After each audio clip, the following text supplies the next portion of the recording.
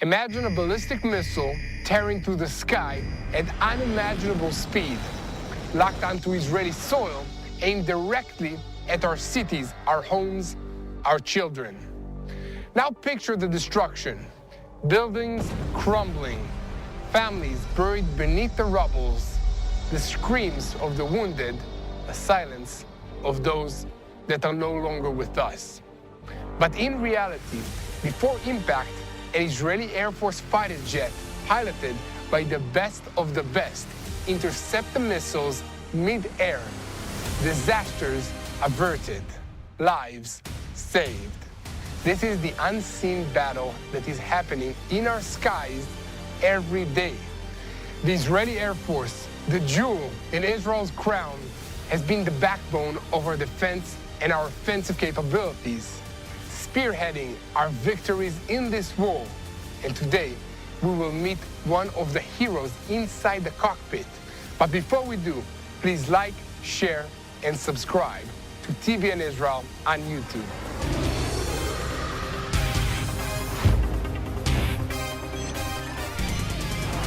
Behind me is one of the high-tech machines that has been bombing targets around the Middle East throughout this war. And today we're in the Ramon Air Force Base about to interview Major N, one of the many pilots that has been fighting the war in the skies for the state of Israel. This is what it looks like to fight a war on 7 or 8 different fronts at the same time. The Israeli Air Force has reshaped the geopolitical map, the political understanding, and the history of this region in just over a year. Today we get an inside look into how the Israeli Air Force operates.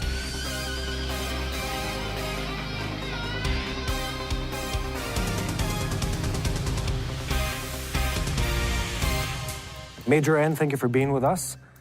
This is a historical moment as far as I'm considered.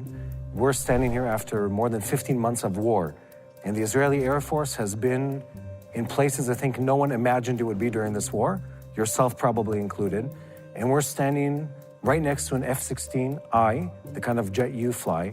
I'd be interested to hear from your perspective what this war has been like. What have you done in the Air Force that you can tell us about that isn't a secret? And how did it feel fighting for your country during this last war?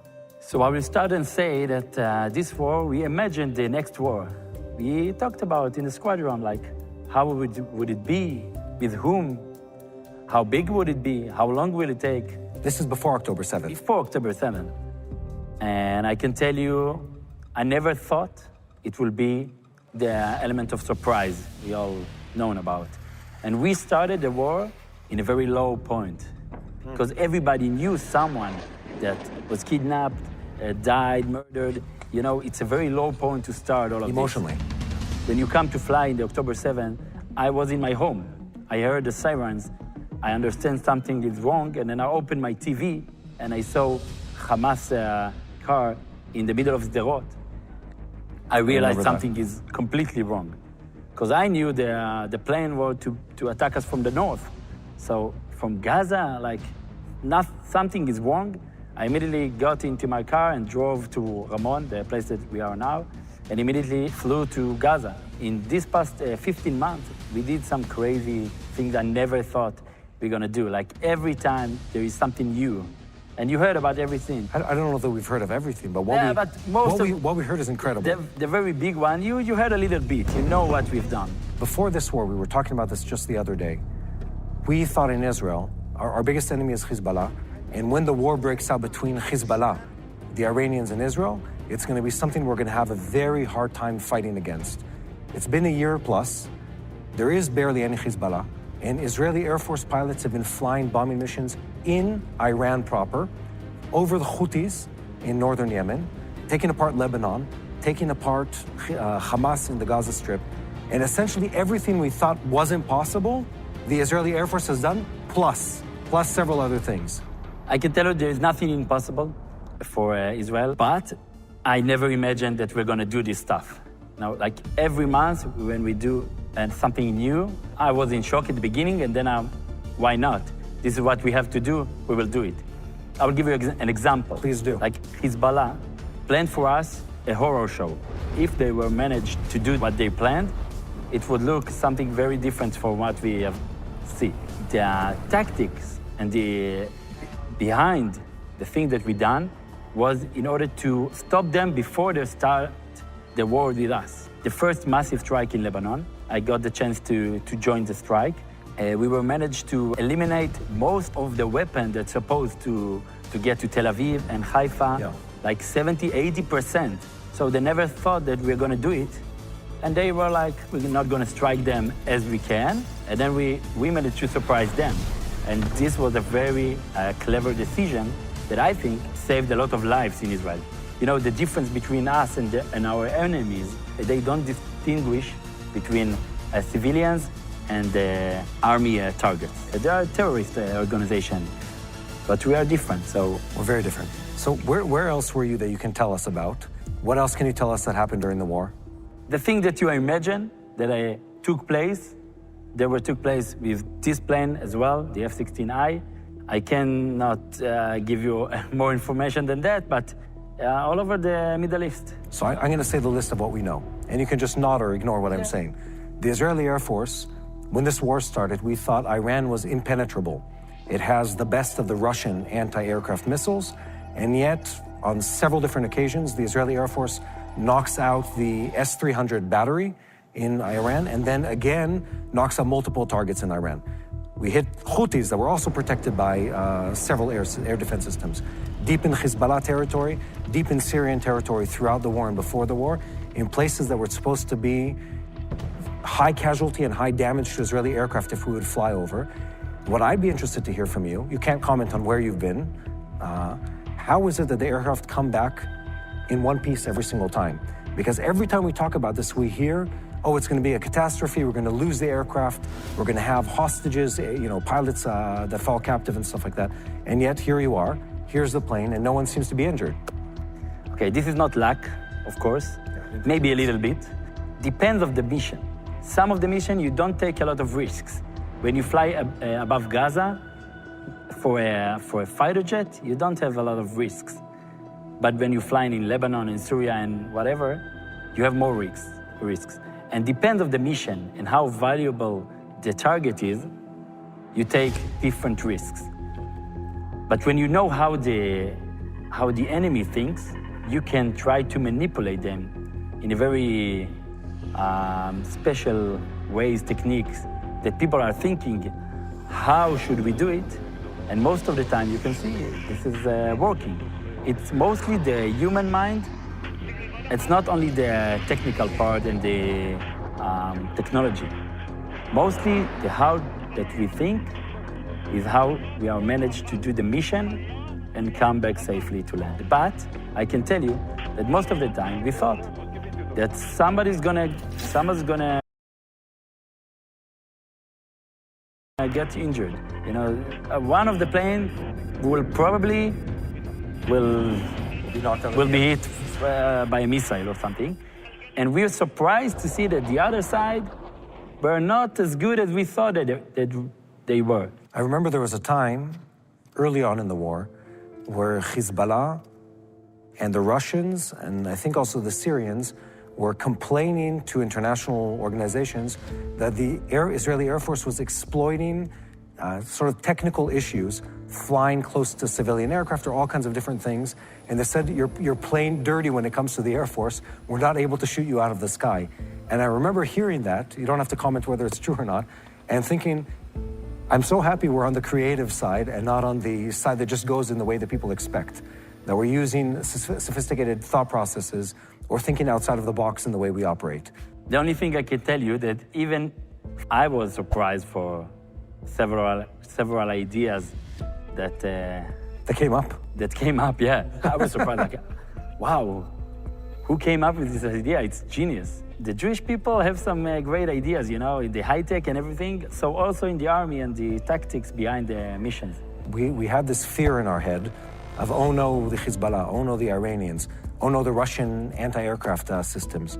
And then the war came, and there was nothing to be afraid of. It's or we fight and destroy them, or they're coming to get us. And suddenly I think everyone was able to think in a way that wasn't limited anymore. You know, we said, no, we can never attack in Iran. We've done it several times. Now everyone knows that we can penetrate Iran and are completely unstoppable by the Iranian Air Force. I will tell you this. Our enemies now know that we are capable to do several things that they weren't sure that we can able to do, and we have the guts to do it. This is very important. Do you feel like you think about the world differently after October 7th? Yeah, of course. And I'm proud of what we do. Every strike is not just a strike. We don't strike whatever we want.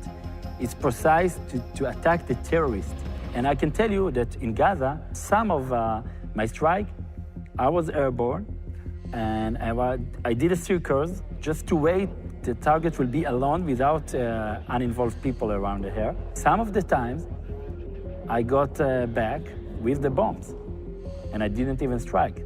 I appreciate you saying that, because I think people forget that even during a time of war, the Israeli army in its entirety is very, very careful with the lives of our enemies. We only target the combatants and never civilian population. And we go to extreme lengths to prevent civilian casualties. Never, warfare. I can assure you. Yeah. We are working with the national law, and we're doing everything that we do is with responsibility. We take account of every strike. A war zone in the Gaza Strip being under fire by Hamas terrorists. You don't have time to sit and drink your coffee and wake up in the morning and get ready for the day and prepare.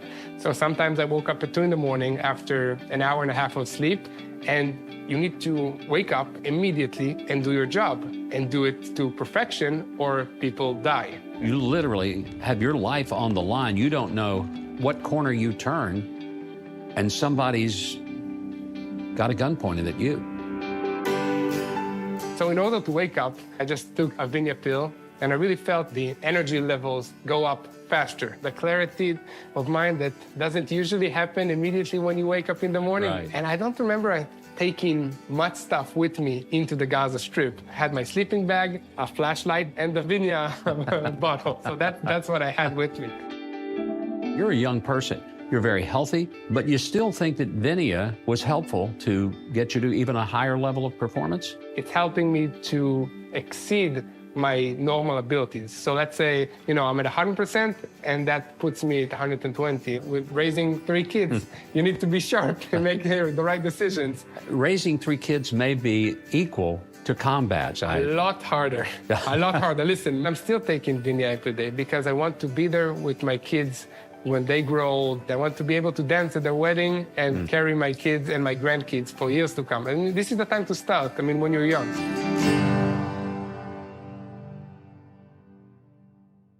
Is this an F-16I? This is an F-16I, yeah. How many hours do you have in this kind of chair? How many hours? Yeah. Too many. We're talking about thousands like of hours? Thousands, yeah. Thousands of hours. You have 2 seats. You have the navigator and yourself. I'm doing one thing, he's doing another thing. And then you are more efficient when you are 2 in the same cockpit. And you see this red button? This is the button that releases the bombs, the missiles.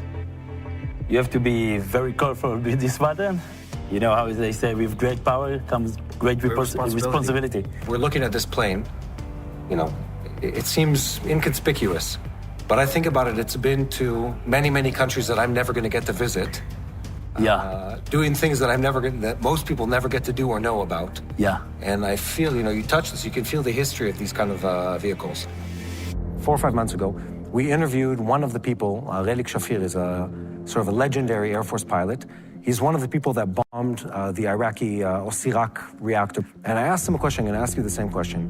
What is it that makes our Air Force so powerful? Because I think people have this mindset, it's the best airplanes and technology. Maybe the best training for the pilots. Something, strategy, technology, daring. And his answer was, I'll give you a teaser. He said, it's all of them. He said, we're willing to do things that other Air Forces refuse to do. And he was describing, this was when we bombed the Iraqi reactor, how much we pushed the aircraft to the edge.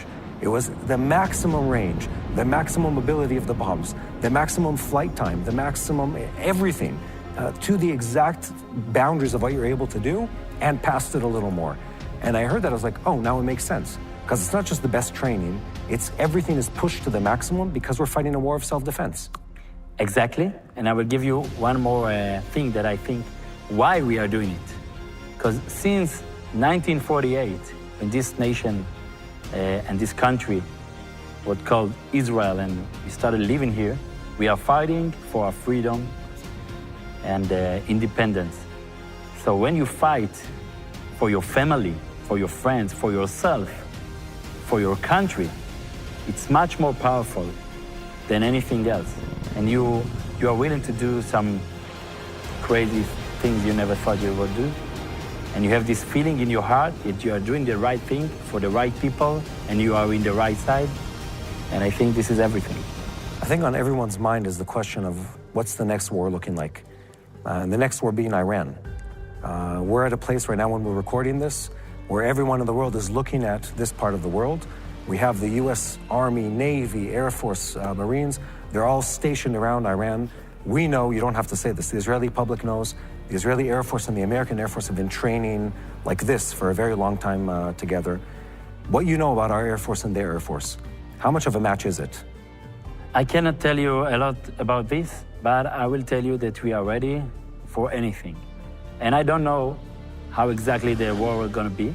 I don't know. But I'm ready for the worst case scenario, and I know we will do the right thing, and we are getting ready for whatever it takes to defeat whoever wants to eliminate us from here. So many of our viewers, and there are many of them, they repeatedly ask a question of how can we be praying for the people on the ground, for the soldiers, for the pilots, as you wear your military outfit and get ready to fly again. Just believe in the way that we do in our path and share the truth. We need it. When we see it, the people all over the world share the truth, it gives us strength to keep doing what we are doing. Yeah, I think that's a great answer. And that's what people need to understand at home, is at the end of the line, there's a person like you who instead of, and I'm saying this because this conversation could have gone a different direction, of we're the strongest, we beat all our enemies and and instead, no, you've talked about morality, talked about saving the lives of the innocent, talked about fighting a war of self-defense. I think the fact that we're morally justifiable in our actions is at the core of the way the Israeli army operates.